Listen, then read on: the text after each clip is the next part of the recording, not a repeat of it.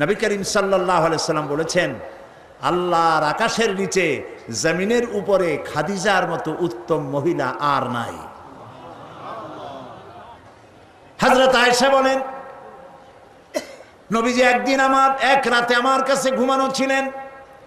আমি ঘুম থেকে জেগে দেখি নবীজি নাই।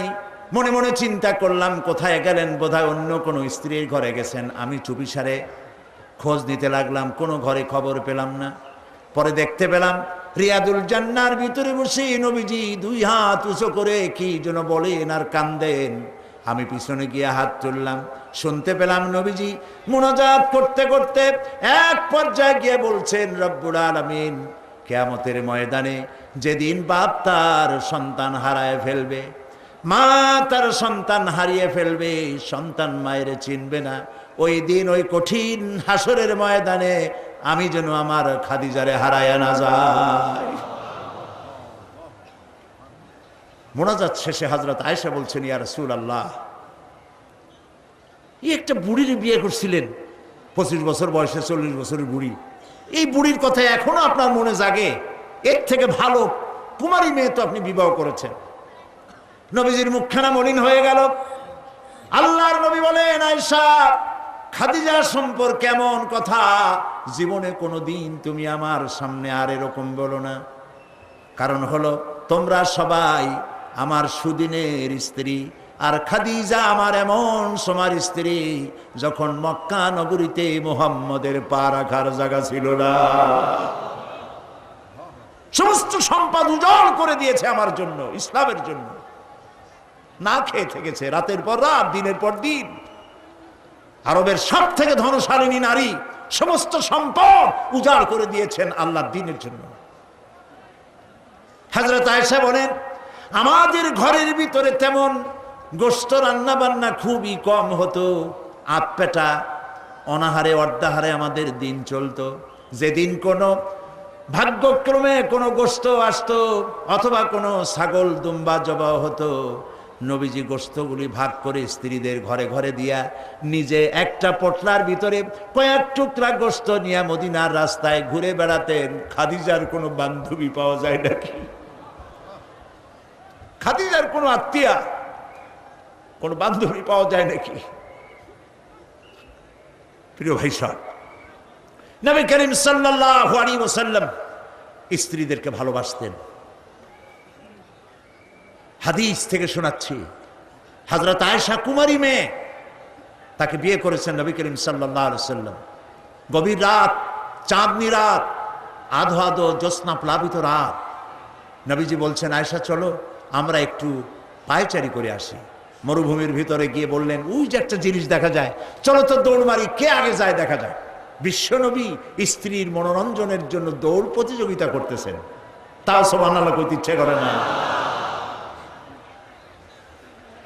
দৌড়াইয়া হযরত আয়েশা রাদিয়াল্লাহু তাআলা আনহা তিনি আগে চলে গেলেন, রাসূলুল্লাহ পিছনে পড়ে গেলেন। হযরত আয়েশা খুব আনন্দ করলেন, দেখলেন আপনি কিন্তু দৌড়ে আমার সাথে পারলেন না।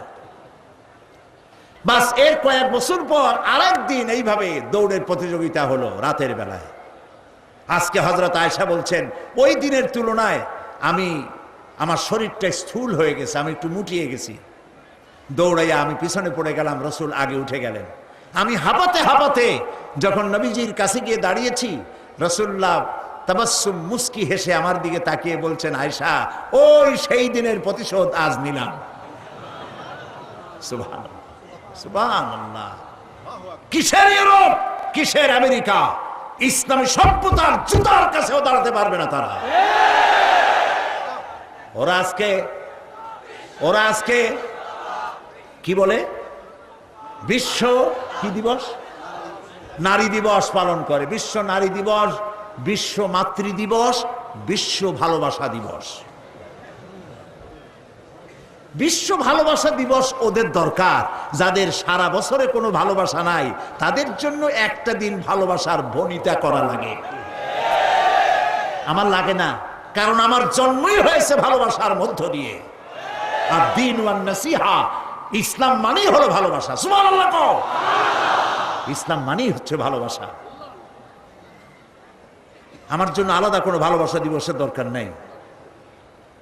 ওই সেই 97-তে ওই হুজুররা যখন ক্ষমতায় ছিলেন, সেই সময় বিশ্ব ভালোবাসা দিবস পালন করতেছে। কি ভালোবাসা দিবস?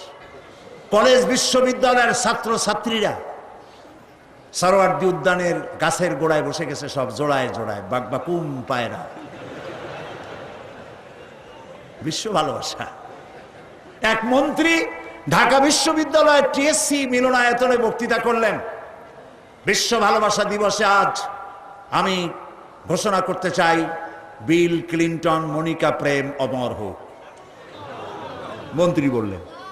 আমি পার্লামেন্টে ধরলাম তাকে, বললাম, মাননীয় স্পিকার, বিল ক্লিনটন তার মেয়ের বয়সী মনিকার সাথে যে কাজটা করেছে, সে কাজের জন্য বিল ক্লিনটন নিজেই অনুতপ্ত।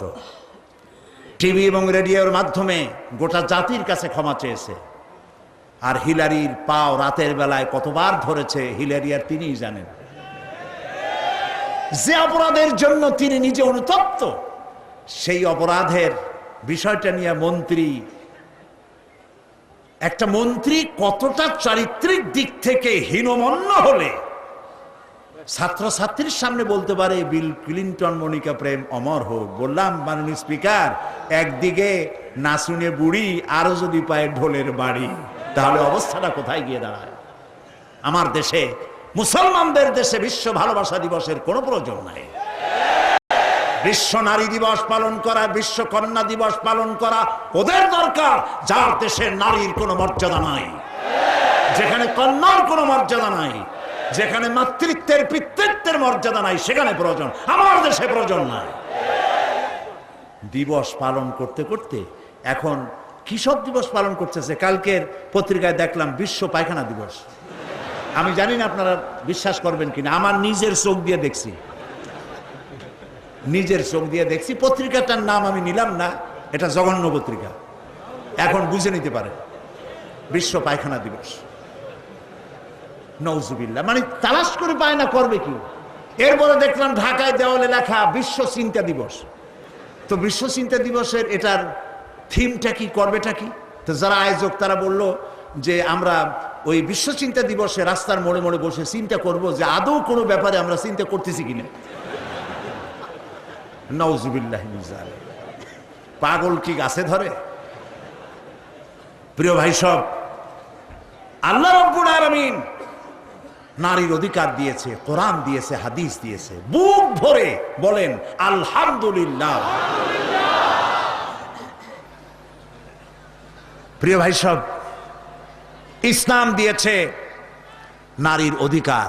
রাসূলুল্লাহ বলছেন, আদ-দুনিয়া কুল্লুহা মাতাউন ওয়া খায়রুল মাতাইদ দুনিয়া ইমরাতুস সালিহা।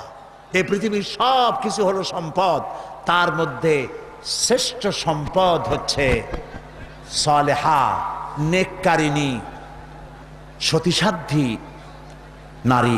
আলহামদুলিল্লাহ বলেন।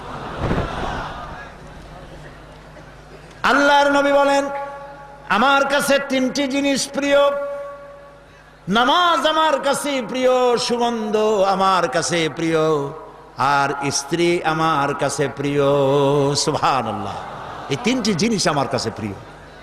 আপনার স্ত্রীকে আপনি তো এই জন্য তাকে সম্মান করবেন, ভালোবাসবেন, অনেক কারণ আছে। একটা কারণ তো এই, যেই রাস্তা দিয়ে আপনি জাহান্নামে যেতেন, সেই রাস্তায় আপনার স্ত্রী প্রহরীর মতো রাত দিন দাঁড়িয়ে আছে, সেখানে ব্যাখ্যা দেওয়ার কোনো প্রয়োজন নেই। সুতরাং আপনার স্ত্রীকে আপনি ভালোবাসবেন এবং তাকে আপনি সম্মান দিবেন। ইসলাম নারীকে অর্থনৈতিক অধিকার দিয়েছে, বলেছে ফাতুহুন্না উজুরাহুন্না ফরিদা, ফরজ রূপী দায়িত্ব হিসাবে মহারানার টাকা আদায় করে দাও। এখন মহারানার টাকা আদায় করা হয় না, এখন বিবাহ মজলিসগুলিতে বলা হয় মহারানা কত? মহারানা হচ্ছে 21,21,101 টাকা, 11,11,101 টাকা। একটা 1 টাকা থাকা লাগবে। কোথায় পাইছেন এটা? একটা 1 টাকা থাকা লাগবে। আর এই যে মহারানা বাঁধা হয়, এই মহারানার টাকা আদায় করা অধিকাংশ ক্ষেত্রে আদায় করা হয় না। কথা ঠিক কিনা? কথা ঠিক কিনা? বরং উল্টা মহারণা আদায় করে নেয়। কারণ বলেন, পাত্রপক্ষ। পাত্রপক্ষ মহারণা আদায় করে নেওয়ার সময় আদায় করার জন্য ঘটক, এগুলোর কি বলে? ঘটক। কোন কোন এলাকায় এদেরকে উচ্চনাক বলা হয়। এদের কাজ হলো পরস্পরের মধ্যে বিবাহ দিতে গিয়ে মিথ্যা কথা বলা, উচ্চনাক।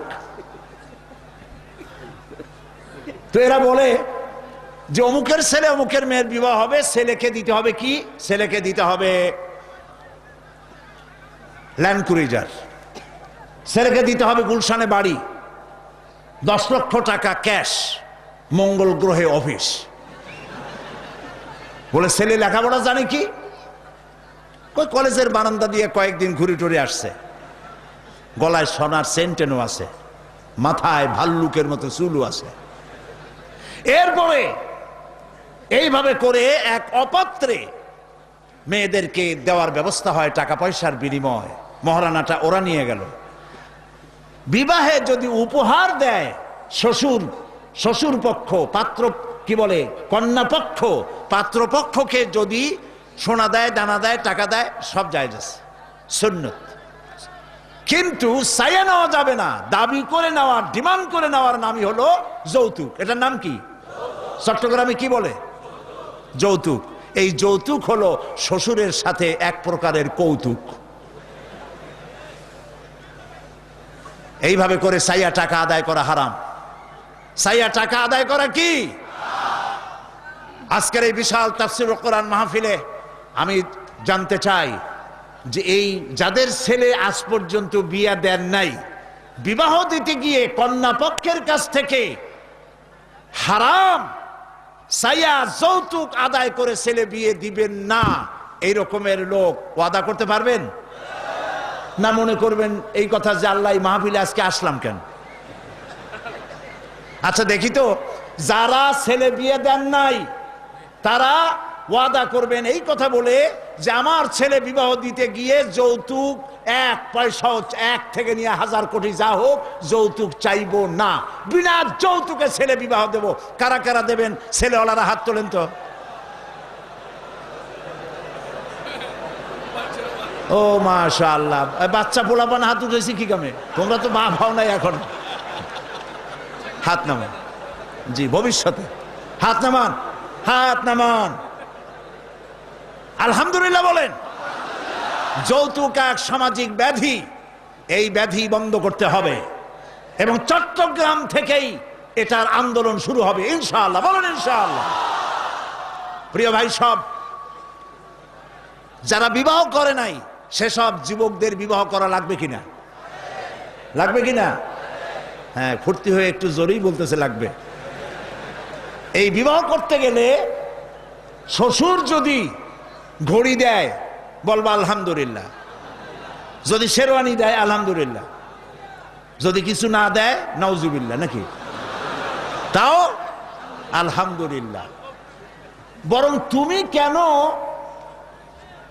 ফকিরের ছেলে পেলে না তো? তোমরা যুবকদের বলতেছি, ফকিরের বলাবান না তো। তো বউ ওই কি বলে, যারে বিবাহ করবা সেই শ্বশুর বাড়ির টেলিভিশন না হইলে দেখা যাবে না তুমি কি খয়রাতির পোলা। যদি এখন তো দেখতেই হয়, তো বউয়ের বাপের কাছ থেকে টেলিভিশন না নিয়া মসজিদ গুলার সামনে শুক্রবার দিন থাল পাতে বসে যাইও। তাও কন্যা পক্ষের কাছ থেকে চাইয়া নিবা না। কিছু দিলে আলহামদুলিল্লাহ, না দিলেও বিনা যৌতুকে নিজের পায়ে দাঁড়াইয়া চাকরি করে বিয়ে করবা। চাকরি কামাই রোজগার না করিয়া নিজে বাপের হোটেলে খাও, আরো একজন আনিয়া মেহমান বানাইও না।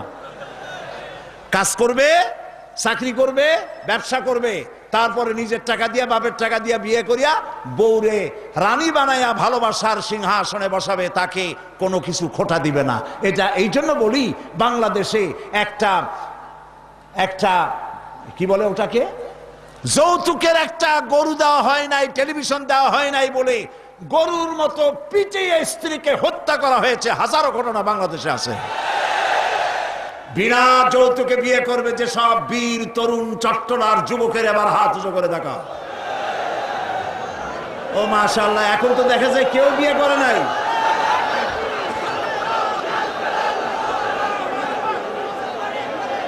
আচ্ছা, হাত নামান, হাত নামান, আলহামদুলিল্লাহ বলেন, হাত নামান। এই যে ভাই, আমি কিন্তু বুঝতে পারি দাঁড়াইছেন কেন, কোমর ব্যথা করতেছে বলে। বসেন, কোমর ব্যথা আল্লাহ ভালো বানাই দেবেন, জোরে কোন আমিন। আরে ভাই বসতে বলছি, বসেন।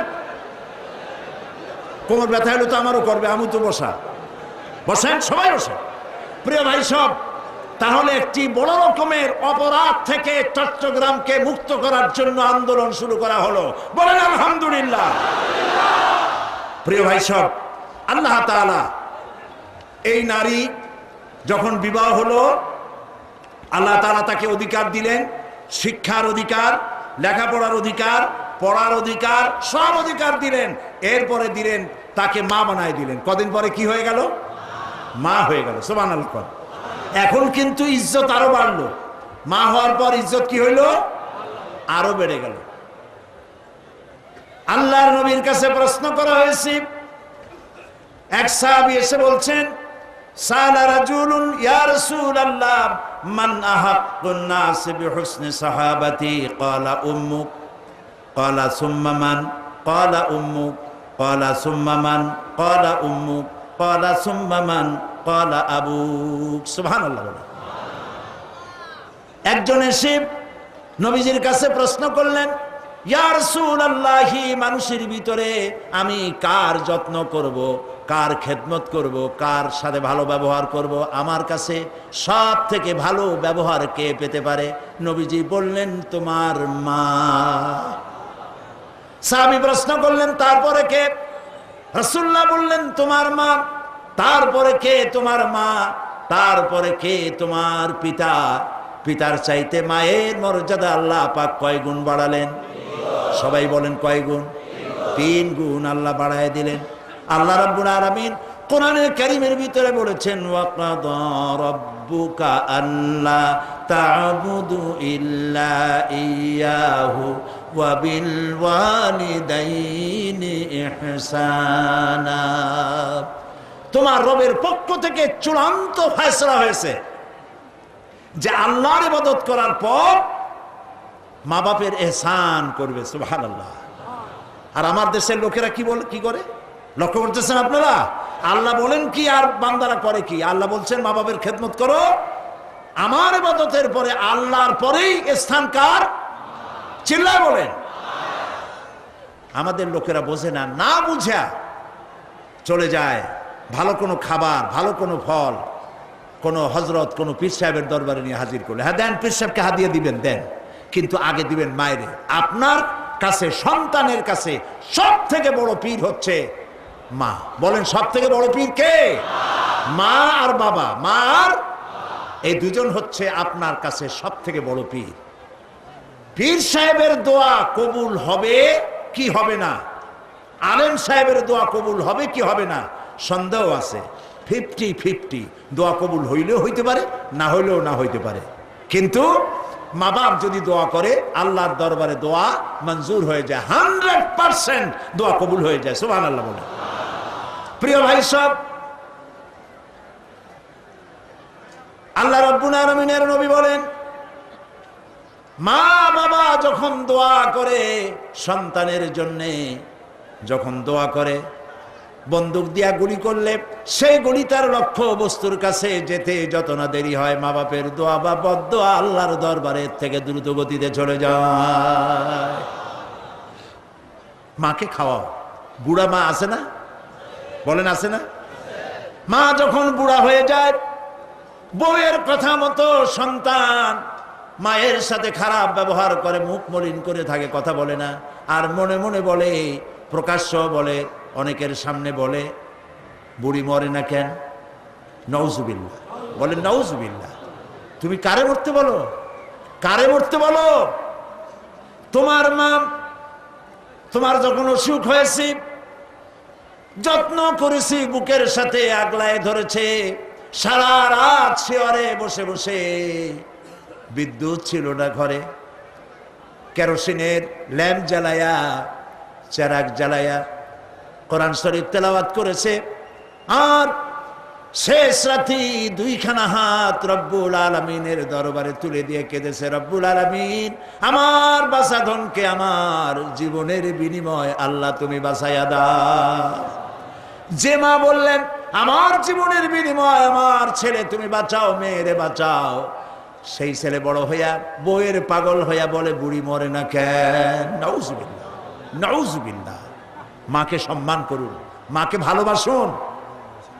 আল্লাহ রাব্বুল আলামিন বলেন ওয়াওয়াসাইনাল ইনসানা বিওয়ালিদাইহি ইহসানা হামালাতুহু উম্মুহু কুরহা ওয়া ওয়াদাআতুহু কুরহা ওয়া হামলুহু ওয়া ফিসালুহু 30 শাহরা। আমি সমগ্র মানব গোষ্ঠীকে উপদেশ দিচ্ছি, তোমরা তোমাদের ওসিয়ত করছি, তোমরা তোমাদের মা বাপকে সম্মান করো। তোমার মা তোমাকে গর্ভধারণ করেছে অত্যন্ত কষ্টের সাথে, ডেলিভারি করেছে অত্যন্ত কষ্টের সাথে, আর 30টা মাস বুকের দুধ দিয়ে তোমারে মানুষ করছে। সুবহানাল্লাহ, সুবহানাল্লাহ। প্রিয় ভাই সব, মা বাপ যদি হাত তোলে, চোখ দিয়া পানি পড়ে, দোয়া কবুল হয়ে যাবে। সুবহানাল্লাহ করো। এই যে হযরত বাইজিদ বুস্তামি রহমতুল্লাহ আলাইহির এই দরগায় আপনারা যান। হযরত বাইজিদ বুস্তামি যখন ছোট্ট ছিলেন, তার মা অসুস্থ, গভীর রাত্রে মা জেগে বলছে বাবা আমি তো পানির পিপাসায় শেষ হয়ে যাচ্ছি, একটু পানি পান করাও। বাচ্চা দেখলেন ঘরের মধ্যে পানি নাই, বাইরে কোথাও থেকে পানি জোগাড় করলেন, এসে দেখেন মা ঘুমায় গেছে। শীতের রাত, বাচ্চা দাঁড়ায় আছে পানি নিয়ে। ফজরের সময় মায়ের ঘুম ভেঙেছে, তাকিয়ে দেখে বাইজিদ দাঁড়ানো।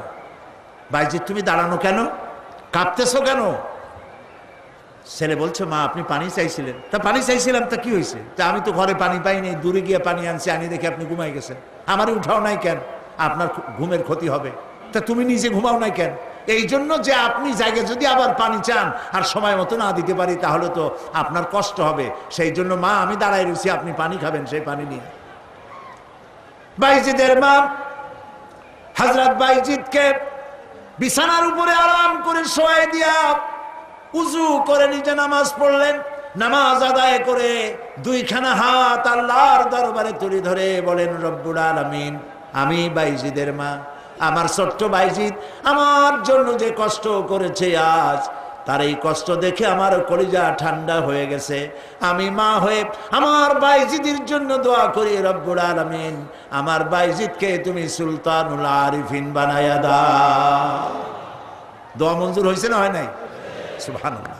প্রিয় ভাই সব, এই জন্য মা বাপকে সম্মান করতে হবে, মহব্বত করতে হবে এবং তাদের জন্য দোয়া করতে হবে। দোয়াটা আল্লাহ শিখাই দিয়েছেন। এমনকি মা বাবার সামনে চোখ মোটা করে কথা বলবে না, চোখ মোটা করে মা বাবার সামনে কথা বলবে না। আল্লাহ ইচ্ছা করলে চোখ অন্ধ করে দিতে পারেন।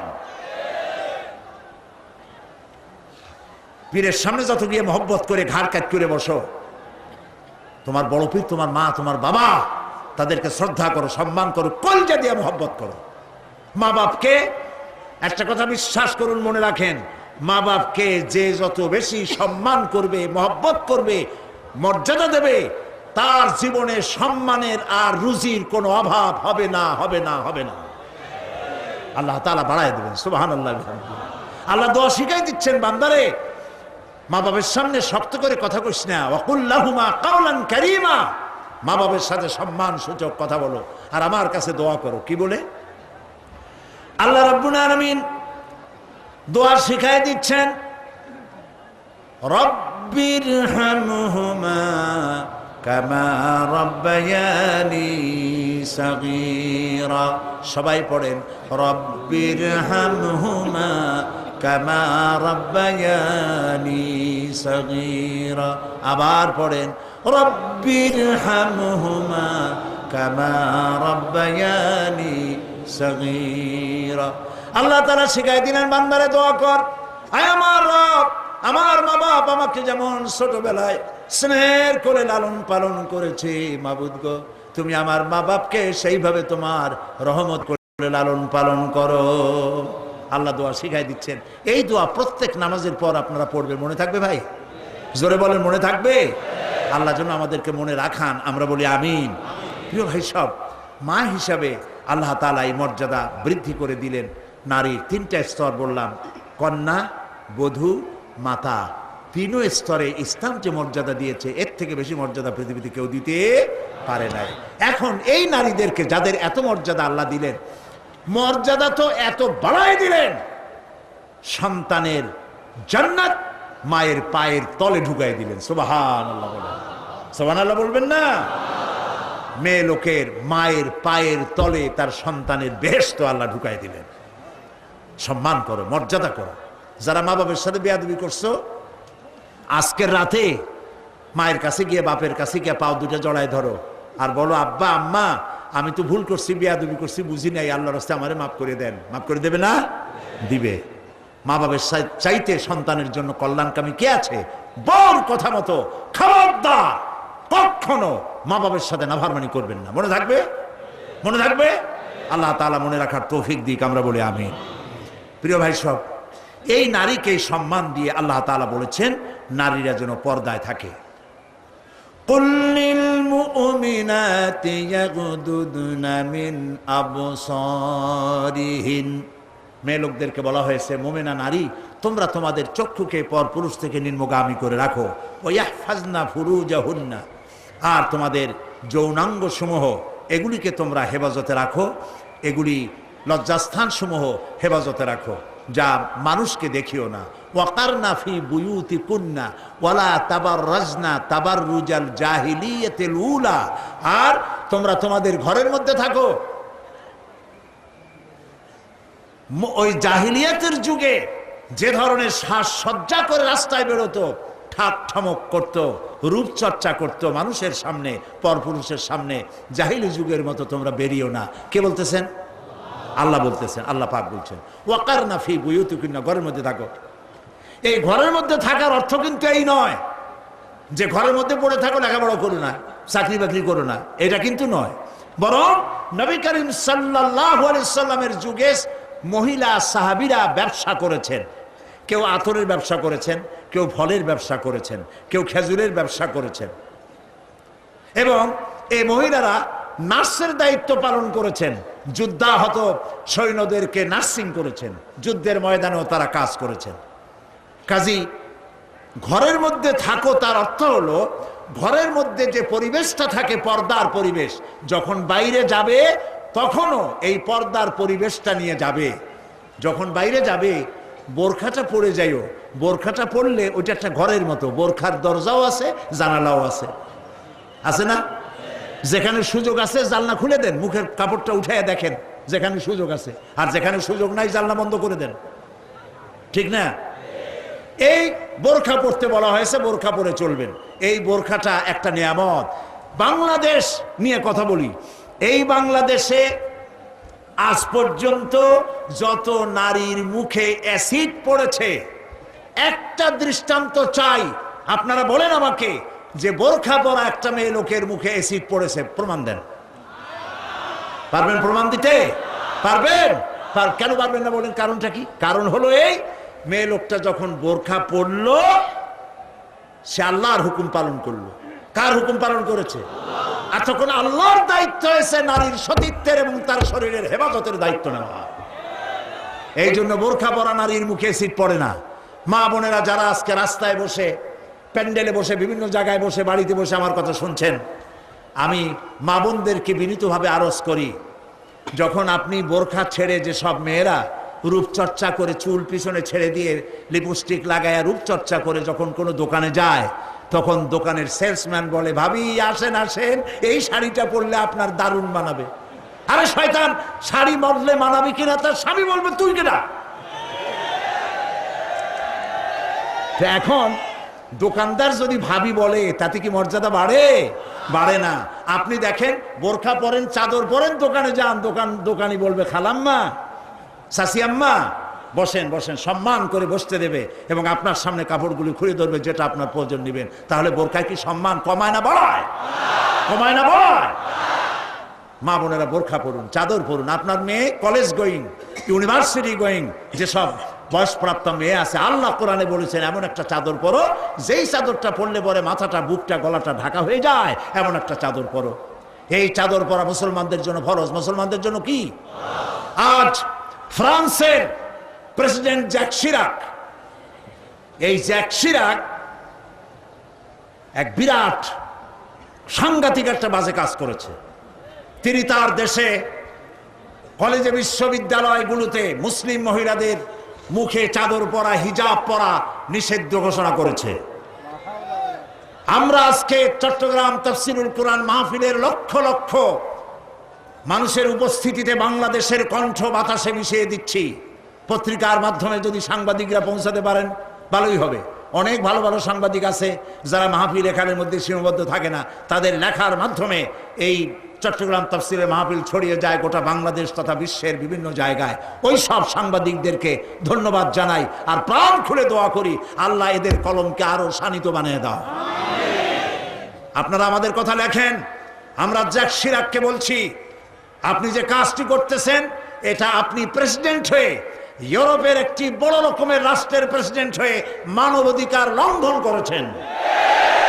মুসলমানদের পর্দা বন্ধ করার কোনো ইখতিয়ার আপনার নয়, যেমন আপনার ইখতিয়ার নাই কোনো পাদ্রী লম্বা জামা অথবা ক্রসকে নামিয়ে ফেলার জন্য। আপনি বলতে পারেন, পারে বলতে? রবিবার দিন গির্জায় যেতে বন্ধ করতে পারেন? রবিবার দিন গির্জায় যাওয়া যেমন তার ধর্মীয় কাজ, গলার ভিতরে ক্রস লাগানো যেমন তার ধর্মীয় কাজ, আমার মুসলমান মেয়েদের পর্দা করা, হিজাব করা তেমন আল্লাহর নির্দেশিত কাজ। আমরা গোটা বাংলাদেশের পক্ষ থেকে, এই মাহফিলের পক্ষ থেকে জ্যাক শিরাককে নিন্দা জানাই এই কাজের জন্য। আমরা আহ্বান জানাবো, পৃথিবীর মধ্যে কোন রাষ্ট্র যা করে নাই, আপনি সেই খারাপ দৃষ্টান্ত করে আপনার কপালকে খারাপ করবেন না। প্রিয় ভাই সব, নারীর জন্য আল্লাহ পর্দা করেছেন, আর এই পর্দা হলো তাদের জন্য নিয়ামত। সেই নিয়ামত তারা ধারণ করবেন, আল্লাহ তাআলা তাহলে সন্তানগুলো ভালো বানাই দিবেন। কোন আলহামদুলিল্লাহ, বলেন আলহামদুলিল্লাহ। আচ্ছা বলেন, মৃগনাভি কস্তুরী ছাগলের পেটে হয় না হরিণের পেটে হয়? হরিণের পেটে হয়। হরিণ থাকে কোথায়? গাছের মধ্যে, পর্দার আড়ালে। ছাগল থাকে কোথায়? মাঠে ঘাটে, পথে ঘাটে, যেখানে সেখানে। কাজী ছাগলের মৃগনাভি তো ভালো, দড়ি ধরলেও গোসল ওয়াজিব হয়ে যায়, দুর্গন্ধের ঠেলা। আর জঙ্গলের ভিতরে হরিণ থাকে, মৃগনাভি কস্তুরী আল্লাহ দান করেন, যার সুগন্ধ এখানে নাড়া দিলে সারা মাহফিল বিমোহিত হয়ে যাবে। আল্লাহ নিয়ামত পর্দায় থাকে। নারীদেরকে আল্লাহ পর্দায় থাকতে বলেছেন। এই পর্দায় থাকলে পরে কস্তুরী সম সন্তান আল্লাহ দান করবেন। আর যদি পর্দায় না থাকেন, যে সন্তান হবে হবে মিস্টার বল্টু বাবু, মন্টু মিয়া। ভয়ের চোটে মানুষ অস্থির, তার চোখ গর্তের ভিতরে কি খাইছে, চোখ গেছে গর্তের মধ্যে। 2 কেজি চাউল মাফা যায় 2 চোখে, চুল মাথা দিয়ে ঝুলানো। প্যান্ট পরছে, সে প্যান্ট পরা অবস্থায় সেলাই করছে না কেমনে করছে আল্লাহ জানে। জুতার মধ্যে এত বড় বড় লোহা বটন লাগানো, গলায় এত বড় মোটা চেইন। জাহান্নামের আগেই সালাসিলা ওয়া আগলালাম ওয়া সাইরা, জাহান্নামের শিকল আগেই পড়ছে গলায়। রাস্তায় মানুষে দেখে আর বাপ বাপ করে পলাইতে থাকে, বলতে থাকে আল্লাহ এই শয়তানের গজব দাও, এই শয়তানের যে মায় পেটে রাখছে তার কলেরা দাও, ওর বাপের বসন্ত দাও। আর ছেলে যদি ভালো হয়, মানুষও দোয়া করে, আরে এই ছেলেটা এত ভালো, আল্লাহ এই ছেলেটির প্রতি রহম করো, এই ছেলের যে মায় পেটে রাখছে সে মায়ের রহম করো, ওর বাপের রহম করো। সুবহানাল্লাহ। নেক সন্তান পাওয়ার জন্য পর্দায় থাকা আপনার জন্য জরুরি। মা বোনেরা পর্দায় থাকুন এবং নিজের সৌন্দর্য পরপুরুষকে দেখাবেন না। আপনার সৌন্দর্য আপনার পিতার জন্য নয়, ভাইয়ের জন্য নয়, ছেলের জন্য নয়, কারোর জন্য নয়, শুধুমাত্র একমাত্র কেবলমাত্র স্বামীর জন্য। এই সুন্দরী প্রতিযোগিতার কথা সেদিন বলেছি। বাংলাদেশে বিভিন্ন সাবান কোম্পানির পক্ষ থেকে সুন্দরী প্রতিযোগিতা, ফটোজেনিক কি ফটো সুন্দরী, মিস ফটো সুন্দরী জেনিক না কি একটা কপালের সারা, জি এগুলি করতেছে, এগুলি তারা করতেছে, বিভিন্ন জেলা শহরে করতেছে। প্রিয় ভাই সব, আমি সেদিন বলেছি, আজকে লক্ষ লক্ষ লোক, সকলকে বলি, মিস বাংলাদেশ অথবা ফটোজেনিক সুন্দরী প্রতিযোগিতা যেখানে হবে সেখানেই বাধা দিবেন। ফটোজেনিক সুন্দরী প্রতিযোগিতা বাংলাদেশের মাটিতে হতে দেওয়া হবে না।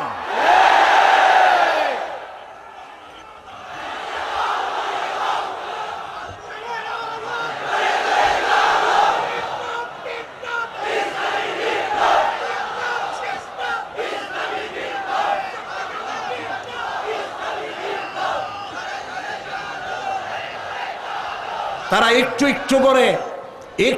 একটু করে আগাচ্ছে, আমরা সহ্য করি, কদ্দূর দেখাচ্ছে। আপনারা যদি কথা না বলেন তাহলে এরপরে মিস বাংলাদেশ শুরু হবে। মিস বাংলাদেশ এখনো করতে পারে নাই, সাহস পায় নাই, এখন ছোট্ট করে করতেছে। এরপরে মিস বাংলাদেশ করবে। নির্লজ্জ যারা নারীর সৌন্দর্য প্রতিযোগিতা যারা করে, যারা বিচারক, নারীর সৌন্দর্যের, শরীরের অঙ্গ প্রত্যঙ্গের মাপ নিয়ে সৌন্দর্যের বিচার যারা করে, শয়তানের চাইতেও নিকৃষ্ট তারা। লম্পট, লুচ্ছা। আমাদের দেশকে কোন অবস্থাতেই আমরা অশ্লীলতার পথে ধাবিত হতে দিতে পারি না। আমি সেদিনও বলেছি, এই রোগ তাড়াতে গিয়ে যুবকদেরকে জেনার দিকে আকৃষ্ট করা হচ্ছে। একটা সাইনবোর্ড লাগাইছে, যৌন রোগে টেনশন নাই, কি জানি লইলে, হ্যাঁ, নাউজুবিল্লাহ বলেন। এটা কেমন কথা? আপনি লিখবেন এইডস রোগ হচ্ছে মরণ ব্যাধি, ধর্মীয় অনুশাসন মানলে পরে এইডস রোগ থেকে বাঁচা যায়। এটা দেখুন, যে লিখেছেন, যে ব্যক্তি লিখেছে এই স্লোগান, যার মাথায় আসছে সে নিশ্চয় চরিত্রবান না লম্পট। লিখেছে এই যৌন রোগে, বলেন না কি মুখস্থ, যৌন রোগে রেহাই নাই, কন্ডম লইলে টেনশন নাই। তার মানে কন্ডম নিয়ে জেনা করো, নাউজুবিল্লাহ বলে। আমি সব জায়গায় বলে এসেছি, চট্টগ্রামের পুলিশ কমিশনার, চট্টগ্রামের ডিসি, আপনারা এই সাইনবোর্ড ভাঙেন। আপনারা যদি এই সাইনবোর্ড না ভাঙেন, আমি জনগণকে বলবো, জনগণ এই এইডসের সাইনবোর্ডকে ভেঙে গুড়িয়ে দাও।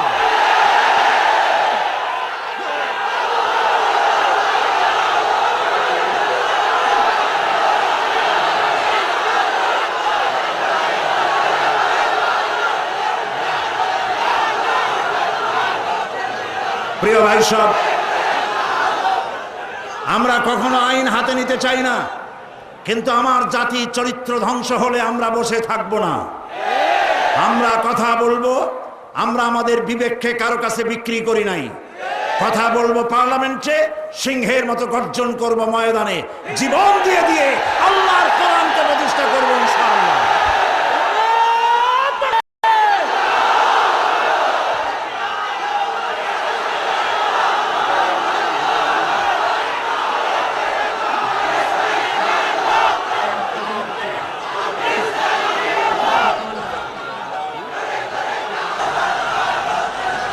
প্রিয় ভাই সব, আমরা কখনো আইন হাতে নিতে চাই না, কিন্তু আমার জাতি চরিত্র ধ্বংস হলে আমরা বসে থাকবো না। আমরা কথা বলবো, আমরা আমাদের বিবেককে কারো কাছে বিক্রি করি নাই। কথা বলবো পার্লামেন্টে, সিংহের মতো গর্জন করব ময়দানে, জীবন দিয়ে দিয়ে আল্লাহর কোরআনকে প্রতিষ্ঠা করবো ইনশাআল্লাহ।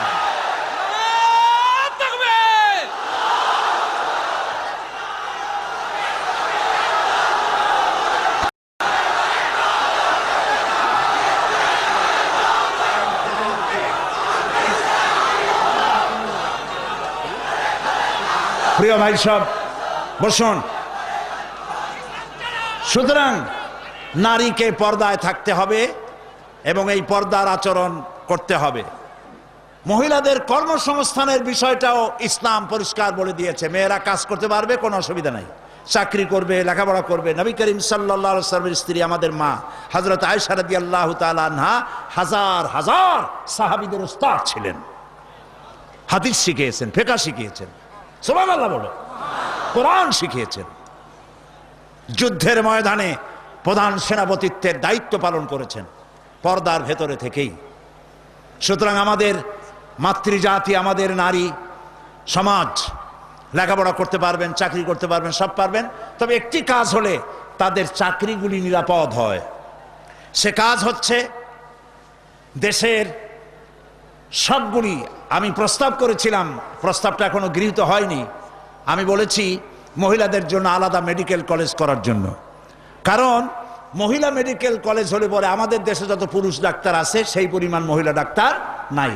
মহিলাদের এমন অনেক রোগ হয় যা স্বামীর কাছে বলতেও তারা লজ্জা করে। ডাক্তার তো ভালো, এই জন্য মহিলা ডাক্তার বেশি প্রয়োজন। আর এজন্য বহু মেধা শক্তি সম্পন্ন মেয়েরা কো-এডুকেশন বলে মেডিকেল কলেজগুলিতে ভর্তি হতে চায় না। মহিলা মেডিকেল কলেজ হলে তারা স্বাচ্ছন্দ্য ফিল করে। আমি প্রস্তাব দিয়ে রেখেছি, আপনারা দোয়া করুন যেন সেটা হয়। এখন সমস্ত গার্মেন্টস ফ্যাক্টরি, সমস্ত প্রাইমারি স্কুল এবং হসপিটালের মহিলা হসপিটাল, মহিলা ক্লিনিক ইত্যাদি এগুলি যদি মহিলাদের দায়িত্বে দিয়ে দেওয়া হয় তাহলে মহিলারা নিরাপদে চাকরি করতে পারেন। বিশেষ করে সমস্ত প্রাইমারি স্কুলগুলি পুরুষ মাস্টারদেরকে অন্যত্র কাজ দিয়া সমস্ত প্রাইমারি স্কুলগুলি যদি মহিলাদের হাতে ছেড়ে দেওয়া হয়, মহিলা শিক্ষয়িত্রীদের কাছে, তাহলে ছেলেরাও মায়ের মতো আদর পায়া শিখবে আর মায়েরাও নিরাপদে সতীত্ব সম্ভ্রম বজায় রেখে তারা চাকরি করতে পারবে। এরকম একটি চিন্তা চলছে, আপনারা দোয়া করেন যেন আল্লাহ তাআলা এই ব্যবস্থা করে দেন। প্রিয় ভাই সব, আরেকটি কথা, এখানে একটি মসজিদ আছে কোথাও, কাদিয়ানীদের একটা মসজিদ। কোন জায়গায় নাম বলেন? আহমদিয়া চকবাজার। এইখানে একটা মসজিদ আছে কাদিয়ানীদের, বাইতুল বাসেত মসজিদটার নাম।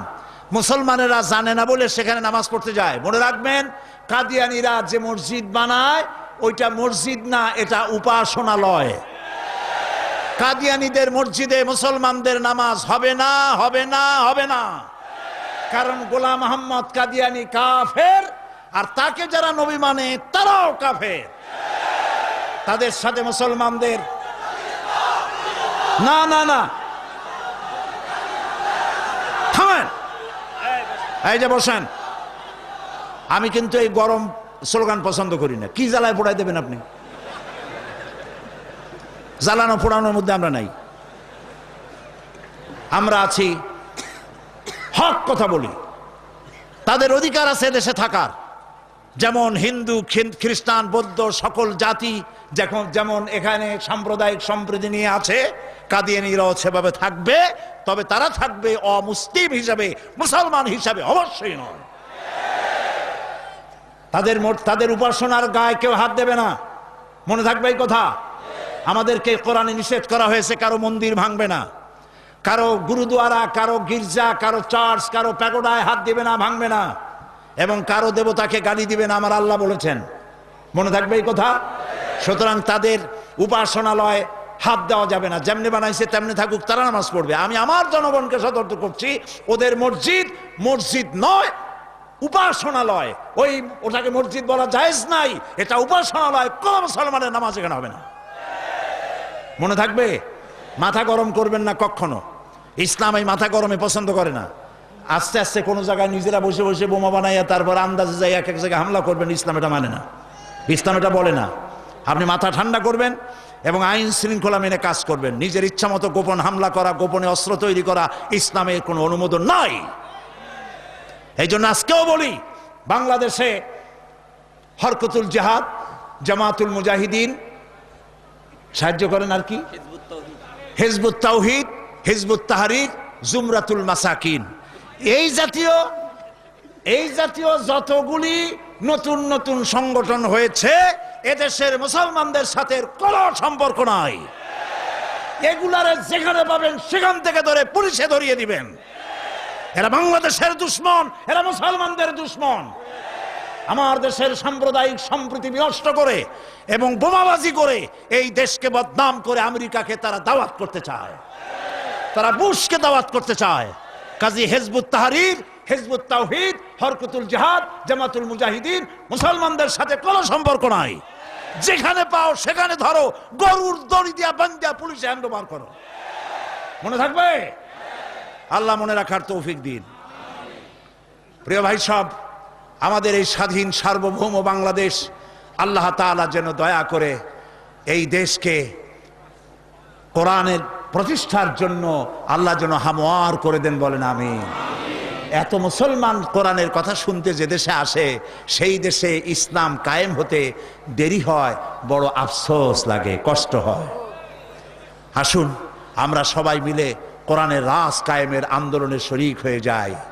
আন্দোলন করবেন না, আপনার কোনো দাম নাই। হতে পারেন আপনি বড় মুহাদ্দিস, হতে পারেন আপনি বিশাল চিন্তাবিদ, কিন্তু আন্দোলনের সাথে নাই, আপনার দাম নাই।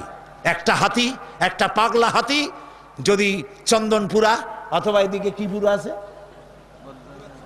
আরে কোন না কেন কথা, এই যে আশেপাশে কত পুরো আছে, একদিক দিয়ে এসে ঢুকলো, একটা হাতি যদি ঢোকে তাহলে বাড়িঘর ভাঙ্গা মেসমার করে দিতে পারে না?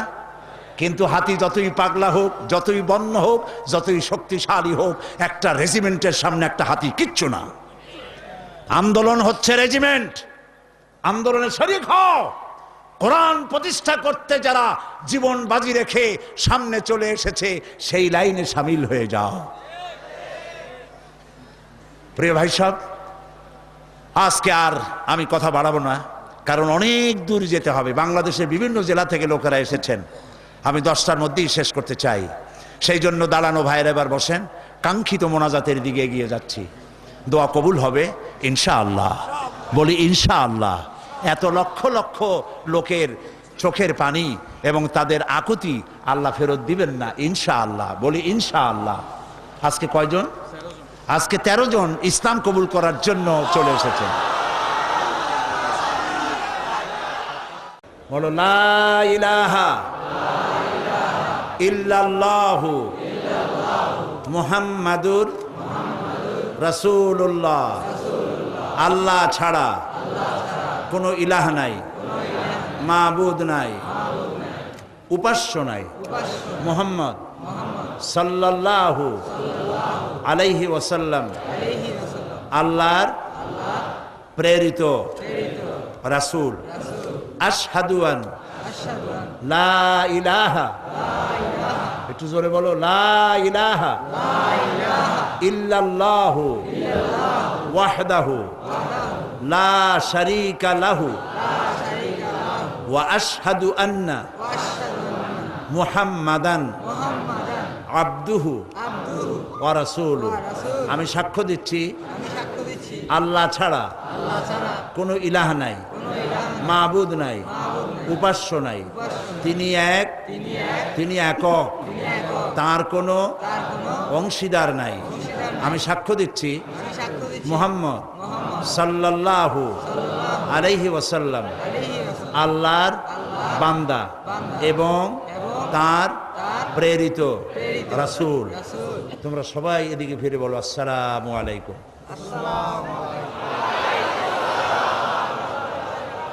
এরা এই তরুণ যুবক 13 ভাই ছিল মুশরিক, হয়ে গেল আমাদের তাওহীদবাদী ভাই। আমাদের কি হইল? সবাই বলেন আলহামদুলিল্লাহ। মহিলারা ভেতরে কালেমা উচ্চারণ করেছেন, আর আমি এই বিশাল লক্ষ লক্ষ জনতার পক্ষ থেকে এই 13 মর্দ মোমেন যারা এখন আমাদের তাওহীদবাদী ইসলামী ভাই, আমি তাদেরকে বুকে আলিঙ্গন করে নিচ্ছি।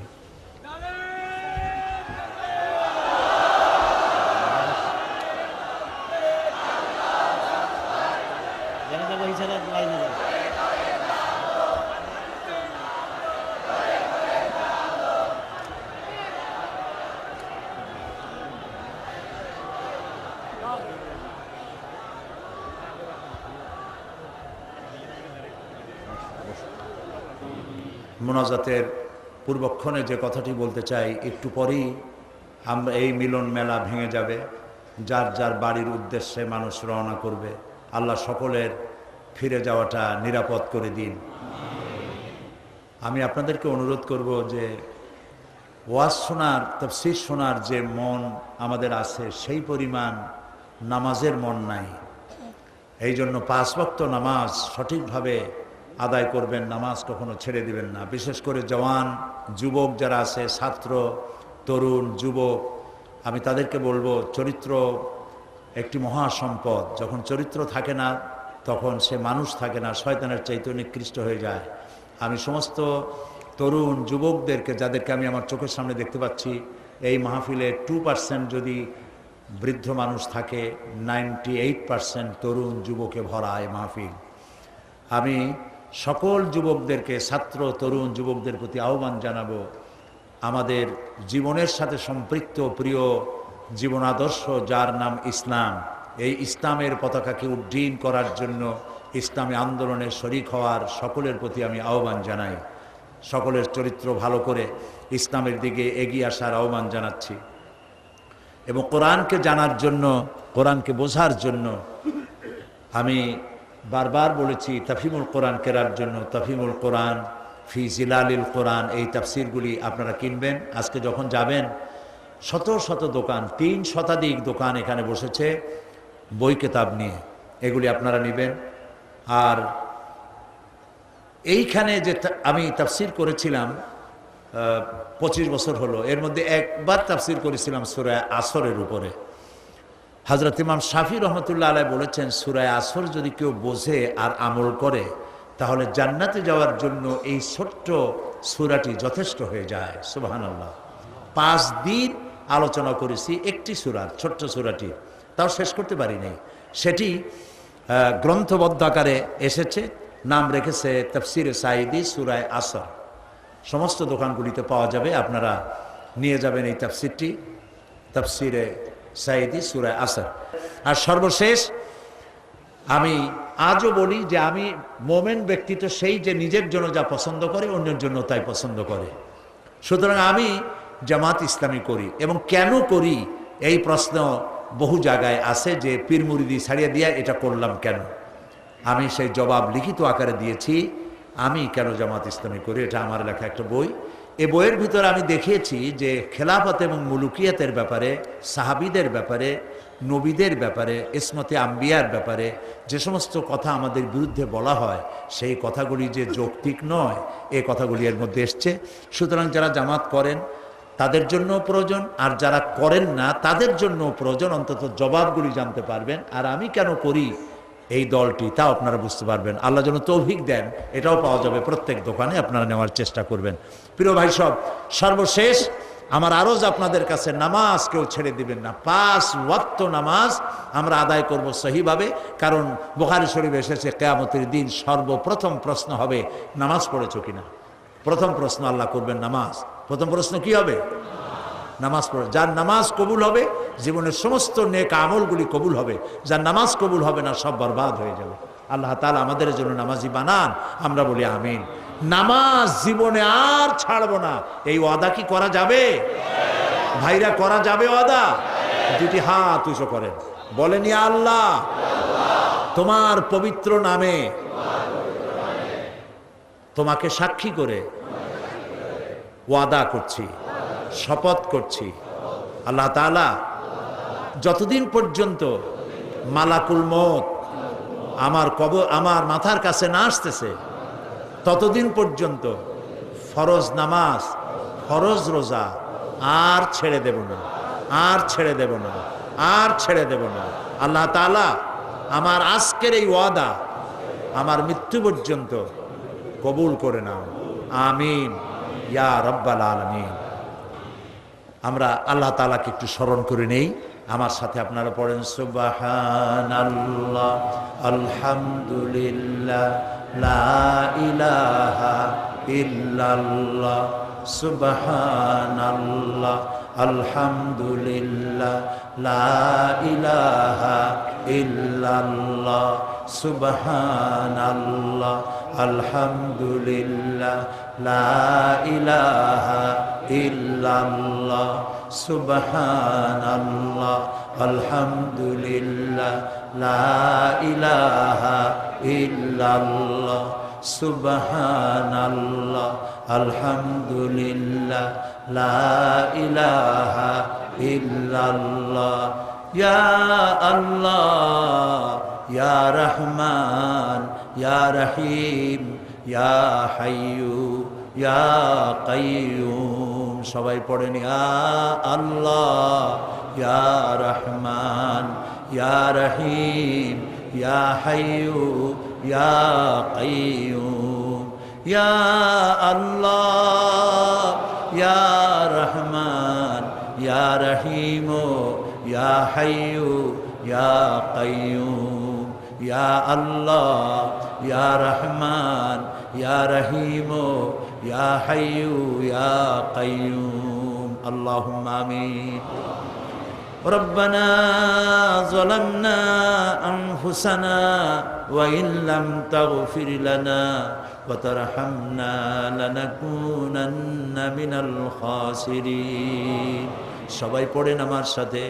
ربنا ظلمنا أنفسنا وإن لم تغفر لنا وترحمنا لنكونن من الخاسرين سبحانك اللهم وبحمدك نستغفرك ونتوب إليك سبحانك اللهم وبحمدك نستغفرك ونتوب إليك أي الله ربنا العالمين 5 দিন ব্যাপী তাফসীরুল কোরআন মাহফিলের সমাপনী দিবসে লক্ষ লক্ষ মানুষ ভিক্ষুকের মতো কাঙ্গালের মতো তোমার দরবারে গুনাহ ভরা হাত নিয়ে তোমার দরবারে হাত তুলেছি রব্বুল আলামিন আমাদের গুনার দিকে তাকায়ও না আমাদের বদ আমলের দিকে তাকায়ও না আমাদের চোখের দিকে তাকাও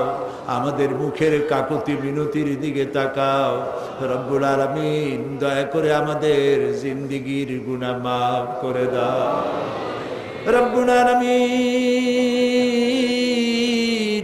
সারা জীবন গুনাহ করে করে জীবনটাকে বরবাদ করে দিয়েছি বাবু গুনার কথা মনে হলে লজ্জায় মাথা নিচু হয়ে যায় কারণ তুমি আমাদেরকে মেহেরবানি করেছো আর আমরা করেছি নাফরমানি তুমি করেছো মেহেরবানি আমরা করেছি নাফরমানি রব্বুল আলামিন দুনিয়ায় এমন কোন পাপ নাই যা কম বেশি আমরা করি নাই মাবুদ গো দয়া করে আমাদেরকে মাফ করে দাও আয় আল্লাহ রব্বুল আলামিন এই মাহফিলের ভিতরে জিনাকার থাকতে পারে জুয়ারি থাকতে পারে মদখোর থাকতে পারে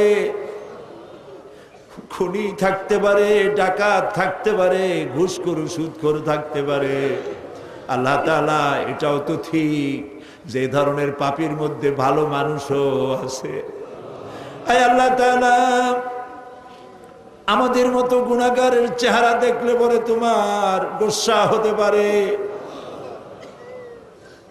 সেজন্য তুমি তোমার নেক বান্দাদের যাদেরকে পছন্দ হয় আল্লাহ তুমি দয়া করে আজ সকলের মধ্যে আমাদের মতো খারাপ মানুষগুলিও চালাইয়া না রব্বুল আলামিন আমরা জানি ধান বিক্রি করতে গেলে ধানের সাথে তুষগুলিও বিক্রি হয়ে যায় চিটা বিক্রি হয়ে যায় বেগুনগুলি তরকারিগুলি বিক্রি করতে গিয়া পোকা বেগুনগুলিও বিক্রি হয়ে যায় মাবুদ গো আজ এই মাহফিলের ভিতরে গুনাহগার আমরা যারা আছি ভালো মানুষগুলোর সাথে আমাদেরকেও চালাইয়া না রব্বুল আলামিন এই মুহূর্তে মনে পড়ে গেল আমাদের জনম দুঃখিনী মা আব্বার কথা মনে পড়ে গেল আজ আর কেউ নাম ধরে ডাকে না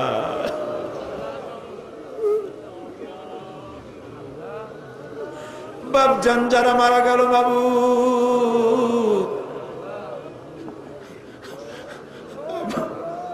আব্বার কবরটাকে আব্বাকে জান্নাতুল ফেরদাউস নসিব করে দাও বাবু আমাদের মানুষ বানাবার জন্য কত কষ্ট করেছেন আল্লাহ তাআলা ধান বিক্রি করে সুপারি বিক্রি করে নারকেল বিক্রি করে বই কিতাব কিনে দিছে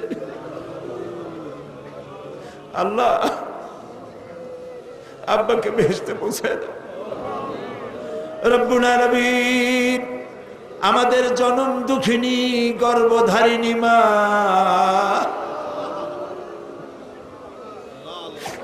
একটা অক্ষর মা সারা দুনিয়ার মধু ঢুকাই দিছো বাবু তুমি। রব্বুল আলামিন, মা যারা হারাইছে আল্লাহ মায়ের কবরটাকে জান্নাত বানাইয়া দাও। আল্লাহ গো, মা আমাদের যাদের বেঁচে আছে সুস্থ রাখো, ভালো রাখো, খেদমত করার তৌফিক দাও। আল্লাহ, কোরআন হাদিসে যা পড়ছি সেই অনুপাতে মা বাবার খেদমত করতে পারি নাই, মাফ করে দিও আমাদেরকে বাবু। আল্লাহ, আমাদের মা বাবা যাদের বেঁচে আছে পরনির্ভর যেন হয় না, সুস্থ থাকতে ইমানের সাথে নিয়ে নিও বাবু। রব্বুল আলামিন, আমাদের দাদা দাদি, নানা নানি, শ্বশুর শাশুড়ি, আত্মীয় স্বজন যারা দুনিয়া থেকে বিদায় হয়ে গেছে মাবুদ, তুমি যদি শাস্তি দাও কেউ ঠেকাইতে পারবে না। আর তুমি যদি রহম করো কৈফিয়ত কারো কাছে দেওয়া লাগবে না। আল্লাহ, তুমি তাদেরকে মাফ করে দাও। রব্বুল আলামিন, আজকে দোয়া করি আমরা যখন স্বাধীন বাংলাদেশের বুকে লক্ষ লক্ষ মানুষ একত্রিত হয়ে তোমার কাছে দোয়া করতেছি মাবুদ, এই সময় ইরাকের মুসলমানেরা খাবার পায় না, থাকতেও পারে না। ও আল্লাহ,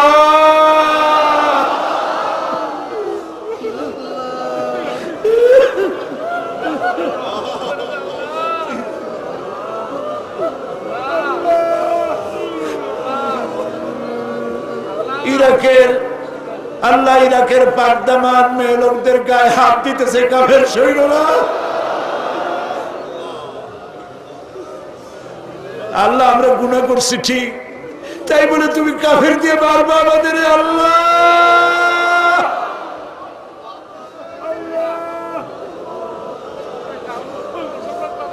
আল্লাহ, আল্লাহ, ইরাকের মুসলমানদেরকে স্বাধীনতা ফিরায় দাও। আমেরিকার যত সৈন্য আসছে, বিদেশের যত কাফের সৈন্য আসছে, হয় তাদের মুসলমান বানাও, আর নইলে যত বিদেশি সৈন্য আসছে সবগুলির কবর বানায় দাও,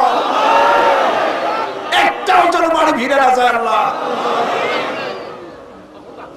আল্লাহ, প্যালেস্টাইনের মুসলমানদের কথা কি মনে করা যায়? ইহুদিরা কামান দিয়ে গোলা মারে, আর প্যালেস্টাইনের গোলাপ ফুলের মতো বাচ্চা ছেলেরা ইট পাথর দিয়ে মোকাবেলা করে। আহারে আল্লাহ, প্যালেস্টাইনি মুসলমানদের হাতে প্যালেস্টাইন উঠায় দাও। রব্বুল আলামিন, কাশ্মীর, চেচনিয়া, বসনিয়া, আল্লাহ, স্বাধীনতাকামী মুসলমানদেরকে আল্লাহ তুমি দেশ স্বাধীন করে দাও। রব্বুল আলামিন, আমাদের প্রিয় জন্মভূমি বাংলাদেশ, আল্লাহ তাআলা এই দেশের উপর রহমত নাজিল করো। সন্ত্রাসের জ্বালায়, অপহরণকারীদের জ্বালায় দেশটা বদনাম করে ফেলাইলো। মানুষ বড় আশা করে ভোট দিছিল বাবু, খাইয়া না খাইয়া ভোট দিছিল বাবু। আল্লাহ, এই সন্ত্রাসী গুলা দেশটার ইজ্জত মারল। যাদেরকে হাইজ্যাক করে নিয়ে গেছে, কিডন্যাপ করে নিয়ে গেছে, তার বউর অবস্থা কি, তার ছেলে মেয়ের অবস্থা কি বাবু? প্রায় দেখা যায় কাগজের সমানে মানুষ মারতেছে। আল্লাহ, এই সন্ত্রাসী জানোয়ার গুলারে তুমি হেদায়েত করে দাও। এই সন্ত্রাসী খুনি পশু গুলারে আল্লাহ তুমি হেদায়েত করে দাও। যদি ওদের কপালে হেদায়েত না থাকে, নমরুদ, হামান, সাদ্দাতের মতো কলেরা দিয়া, গজব দিয়া বিদায় করে দাও আল্লাহ তাআলা। আল্লাহ, শয়তানগুলোর উপরে গজব নাজিল করো। আল্লাহ, আমাদের দেশের আলেম, এই ওলামারা গত 5 বছর খুব মার খাইছে, মাদ্রাসাগুলি বন্ধ করে দিছে, আবার তারা পায় তারা করতেছে বাবু। আলেমদের কপাল খারাপ বাড়াও না বাবু। কোরআনের এই কথাগুলি বলার অবস্থা কিয়ামত পর্যন্ত তুমি জানি রাখো বাংলাদেশে। আল্লাহ তাআলা,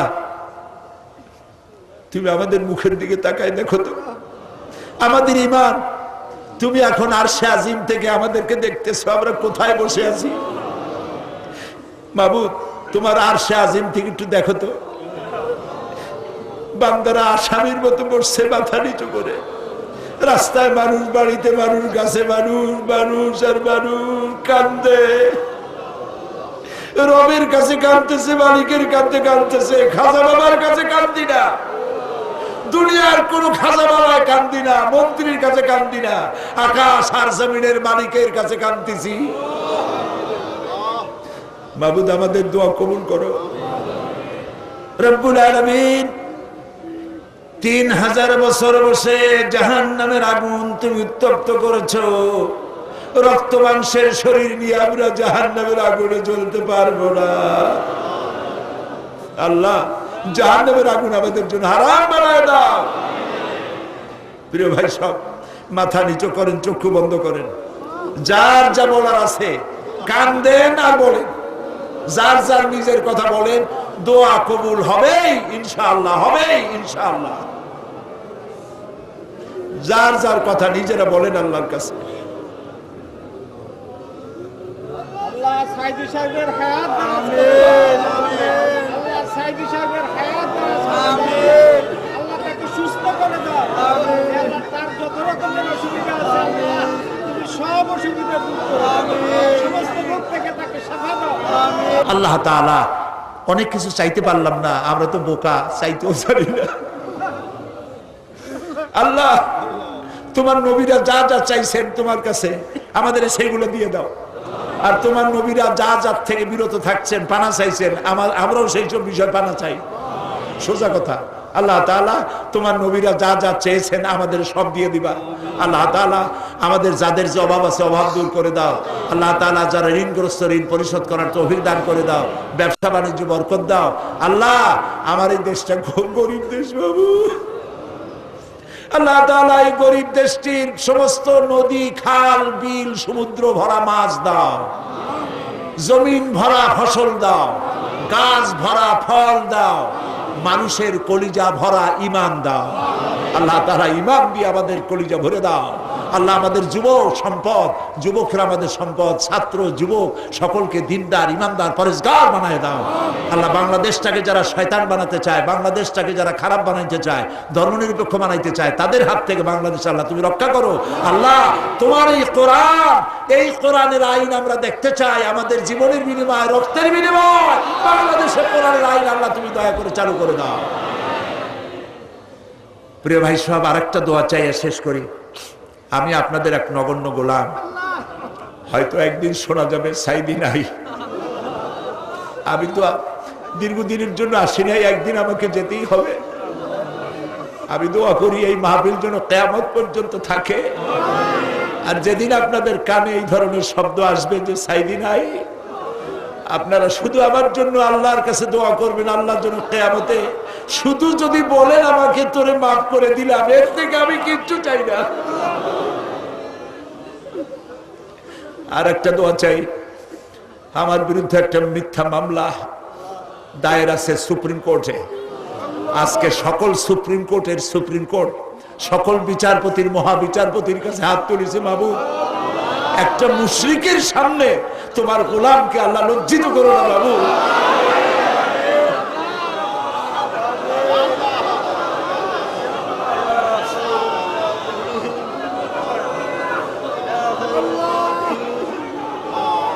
ربنا تقبل منا إنك أنت السميع العليم وتب علينا إنك أنت التواب الرحيم سبحان ربك رب العزة عما يصفون وسلام على المرسلين والحمد لله رب العالمين واجعل آخر كلامنا عند الموت لا إله إلا الله محمد رسول الله السلام عليكم ورحمة الله